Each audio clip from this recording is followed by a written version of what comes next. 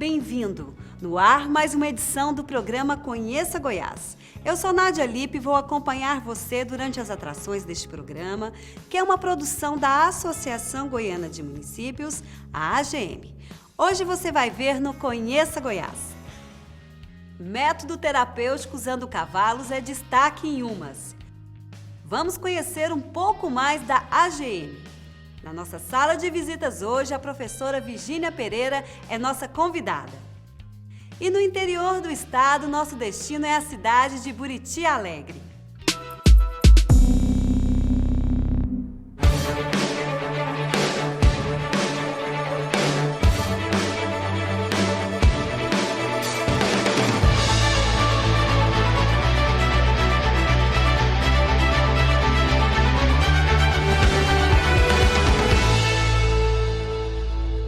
A Associação Goiana de Municípios, AGM, tem mais de meio século de história e a cada ano segue mais comprometida com sua missão de congregar e defender os interesses dos municípios goianos. Conheça agora um pouco mais da AGM. Fundada em 1958, a Associação Goiana de Municípios tem como objetivo defender os interesses municipalistas. Para comprovar seu compromisso com os administradores das cidades, a AGM realiza e apoia marchas e lutas relacionadas à classe, sempre atuando como ponte entre os interesses dos municípios e os governos federal e estadual.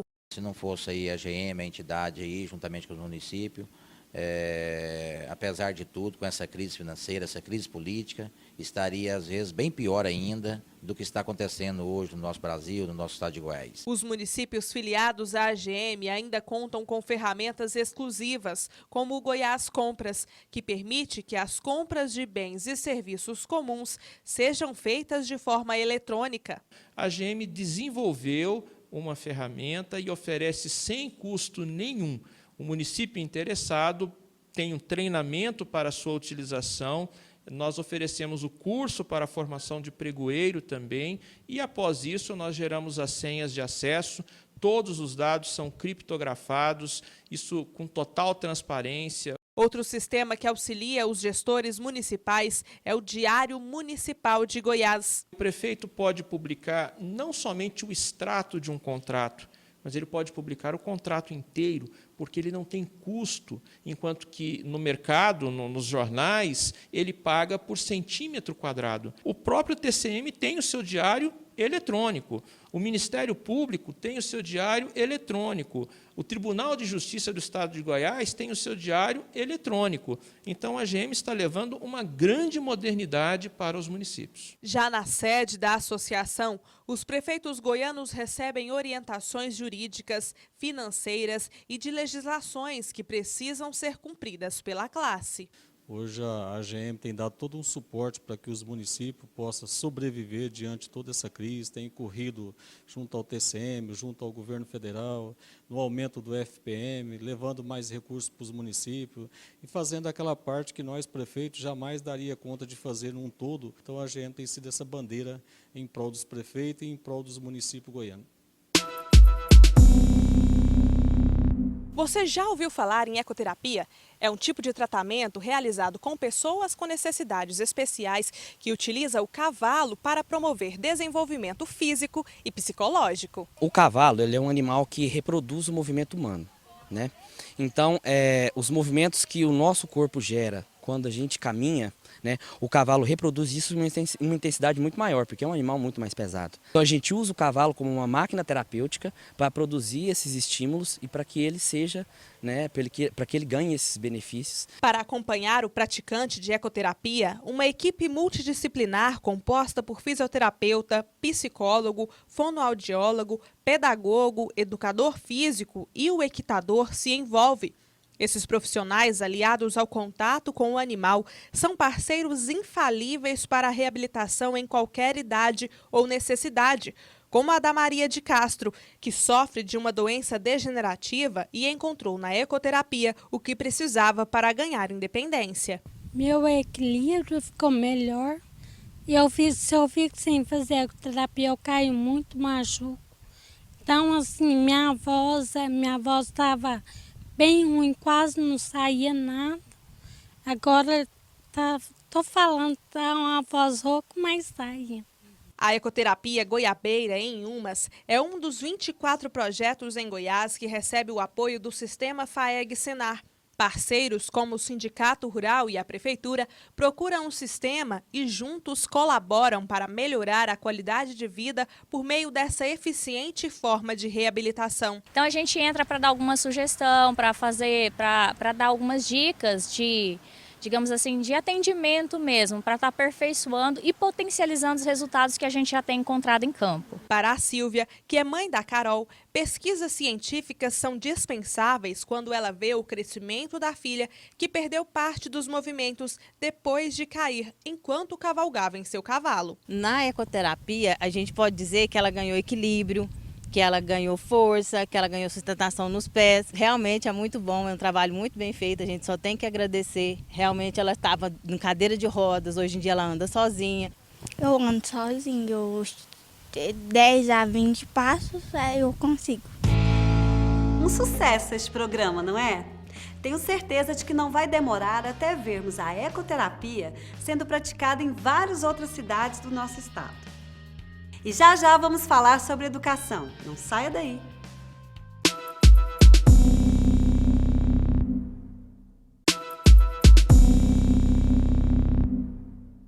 Já estamos de volta. Hoje vamos acompanhar uma entrevista super interessante com a presidente da União Nacional dos Dirigentes Municipais de Educação e também secretária municipal de Educação de Anápolis, Virgínia Maria Pereira de Mello, na nossa sala de visita. Olá, muito bom dia. Obrigado pela sua companhia. Nós estamos de volta com o nosso Sala de Visita e hoje para falarmos de educação. Nós vamos receber aqui uma pessoa, uma autoridade em educação do nosso estado, a Undime, que é a União Nacional dos Dirigentes Municipais de Educação, que promoveu um evento recentemente aqui em Goiânia, que contou com a participação de prefeitos, secretários municipais de educação de todo o estado. E naquela oportunidade, o que foi discutido foram os recursos para a educação e os reflexos na qualidade do ensino foram os principais assuntos ali debatidos.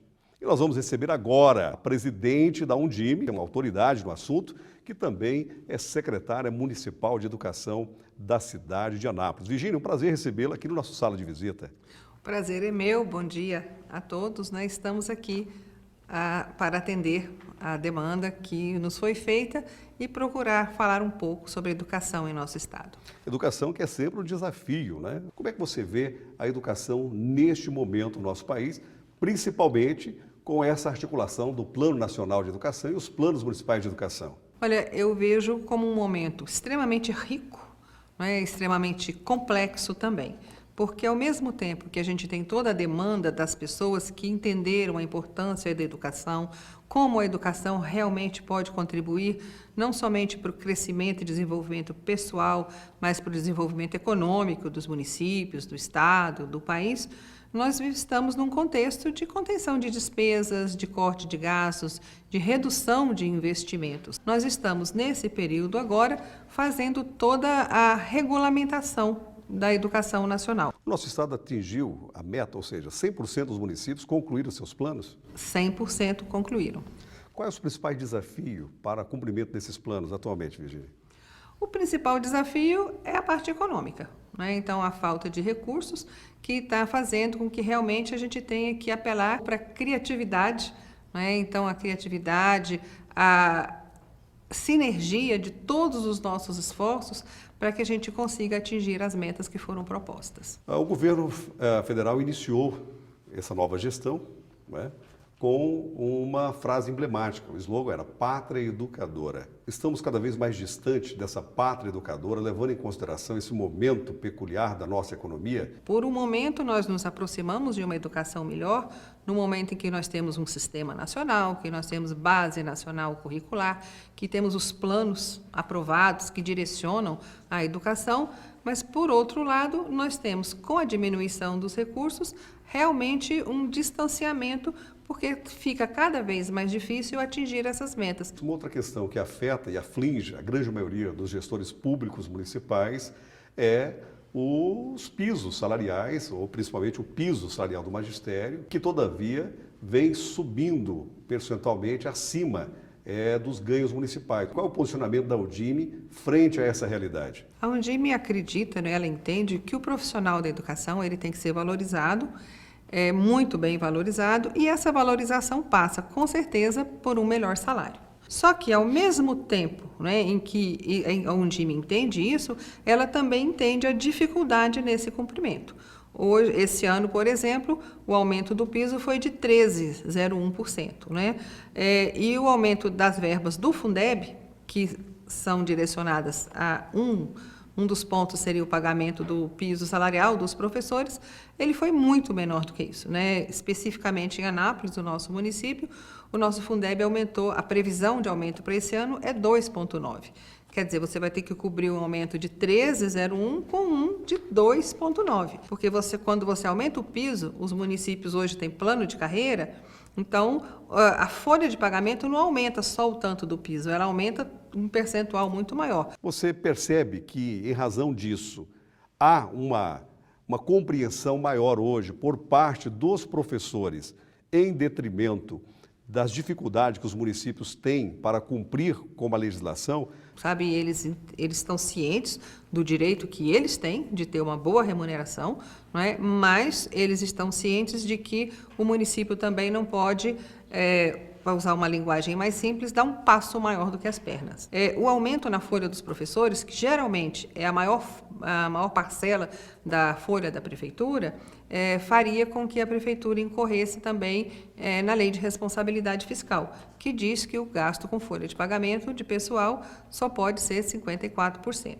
O que fazer, Virgínia, para cumprir com o plano nacional, atingir as metas, garantir o ensino de qualidade frente a todas essas adversidades? Qual é o conselho que você daria aos nossos telespectadores, mas principalmente para os secretários municipais de educação e para os prefeitos e prefeitas?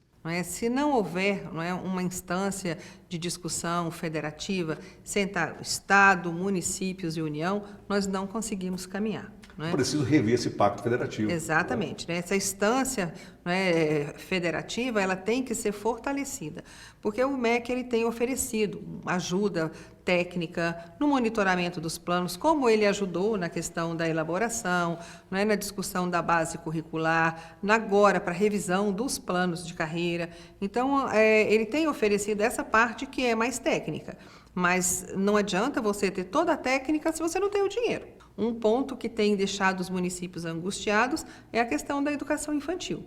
É a etapa mais cara da educação, Nós temos para 2016, já no Plano Nacional de Educação, a obrigatoriedade de acolher todas as crianças de 4 e 5 anos. O Ministério Público já está atuando fortemente nisso aí? Bastante. Para penalizar os gestores públicos municipais que não cumpriram essa legislação? Eles têm nos questionado. A criança de 0 a 3 anos, ela vai para a educação infantil, para a creche, para ficar o dia todo.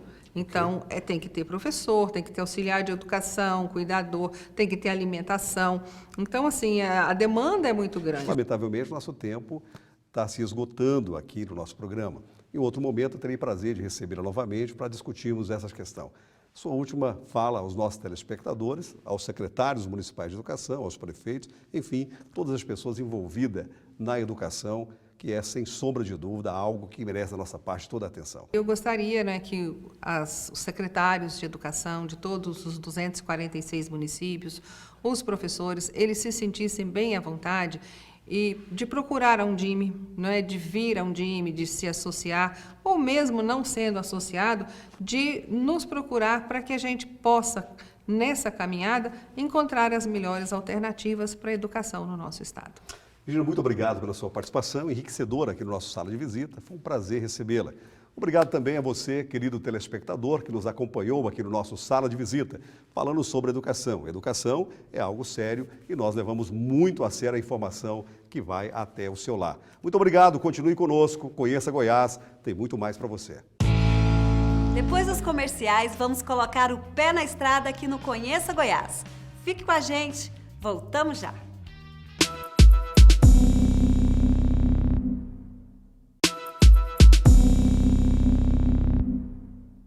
Estamos de volta com o programa Conheça Goiás. Hoje vamos conhecer a história e tradição das pessoas de uma cidade que carregam alegria até no nome. Vem viajar por Buriti Alegre.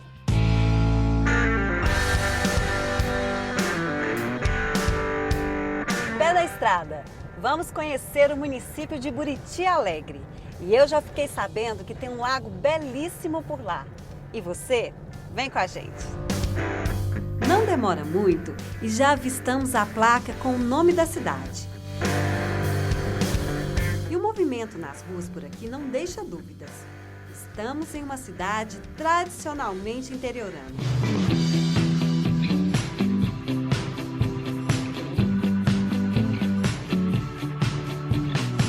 A cidade tem 88 anos e a primeira casa construída aqui ainda está de pé. Foi ao redor da igreja que tudo começou, até chegar os dias de hoje. Segundo conta a história, no começo do século XX, ao redor da capela em homenagem a Nossa Senhora da Badia, se formou o povoado que deu origem à cidade, às margens do Ribeirão das Antas. Buriti Alegre foi fundada principalmente por famílias provenientes da região do Triângulo Mineiro. A cidade começou por volta de 1910, no século passado, para ser paga uma promessa de 2 beatas que vieram da cidade de Tupaciguara, Minas Gerais. Nessa promessa, elas pediram para ser construída uma capela para Nossa Senhora da Badia e em volta dessa capela surgiu o povoado, sempre voltado para a área da pecuária e da agricultura. E na época deram o nome de Buriti Alegre em homenagem ao que viram na região. Primeiro a grande quantidade de palmeira, buriti, e alegre devido à grande quantidade de pássaros, ao observarem a alegria dos pássaros, então resolveram colocar Buriti Alegre. E a cidade veio a se emancipar como município em 1927. A economia do município tem como destaque a criação de gado, além do turismo e agricultura, principalmente de soja e banana prata. Com a criação de animais, a agroindústria se tornou o setor mais promissor da região, com frigoríficos de aves e bovinos e indústrias de laticínios.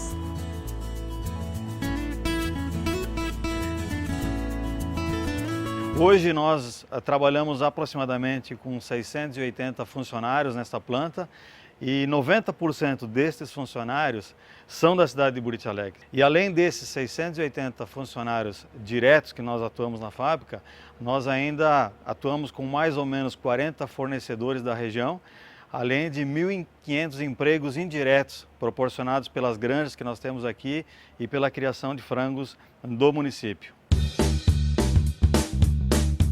O turismo também contribui para a economia da cidade. Lembra do lago que mencionei no começo da matéria? Olha ele aí.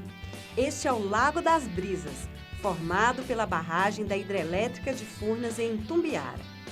Distante 28 quilômetros do centro de Buriti Alegre, o lago tem 778 quilômetros quadrados de muita água. Isso é quase 2,5 vezes o tamanho da Baía de Guanabara. Quanta beleza, não é mesmo?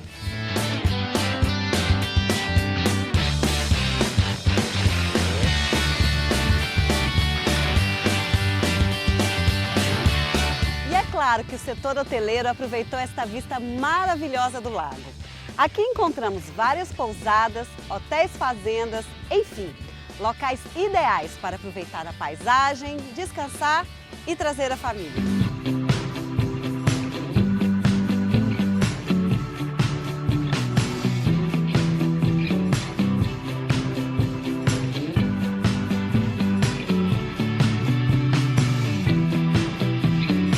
O Hotel Fazenda Lago das Brisas oferece toda uma estrutura de apartamentos completo.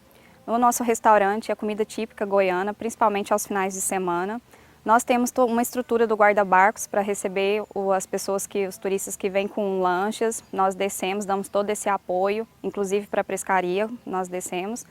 E a pista de avião também, para avião de pequeno porte. Hoje nós oferecemos os passeios náuticos, que é passeio de jet ski, de lancha, o passeio no flutuante, temos os esportes náuticos, que é o caiaque, o stand-up, passeios de charrete a cavalo, nós estamos com um projeto de trilhas, o mirante, para as pessoas poderem estar observando a vista aqui do hotel, o observatório de pássaros, o campo de futebol, o campo de vôlei também, como atrativos e diversão para o final de semana. Nós temos turistas de diversas áreas do país, um exemplo Goiânia, os mais próximos, né? Goiânia, Brasília, Uberlândia.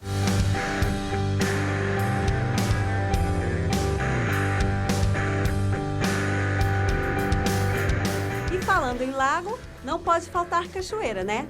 Nosso estado é realmente muito rico. Por aqui, em Buriti Alegre, tem a Cachoeira da Macaúba, que é uma das mais visitadas.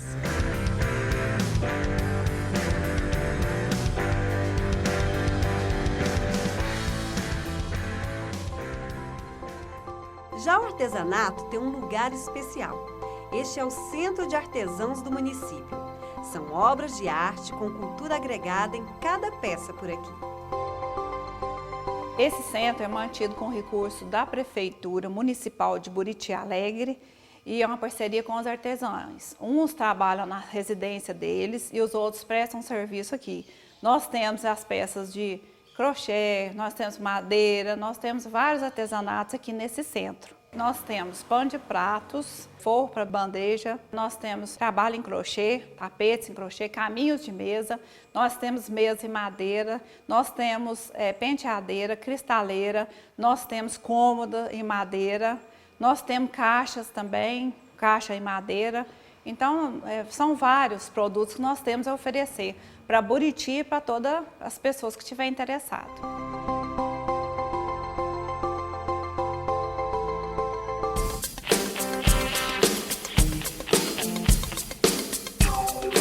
Como a cidade carrega alegria no próprio nome, provamos este sentimento entre os buriti-alegrenses. Terminamos esta viagem com muita dança com este grupo da terceira idade.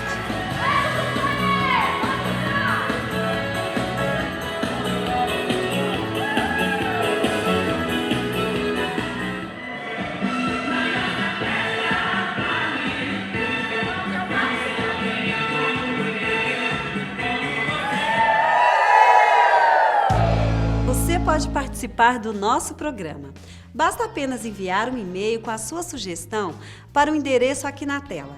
conheçagoiás@gm-go.org.br. O programa de hoje já chegou ao fim. Passou rápido, não é? Mas você já sabe que pode nos encontrar a qualquer hora em nossas redes sociais. No Instagram é AGM Goiás sem acentos. No YouTube, canal AGM. No Twitter, /GM Goiás. E no Facebook você pode curtir a nossa página facebook.com/GM Goiás. Aproveite também para acompanhar a programação da nossa rádio web pelo site www.agm-go.org.br. Ficamos assim então. No próximo sábado, às 11h30 da manhã, a gente se encontra aqui, na TV Brasil Central. Uma boa semana para você. Até a próxima. Tchau!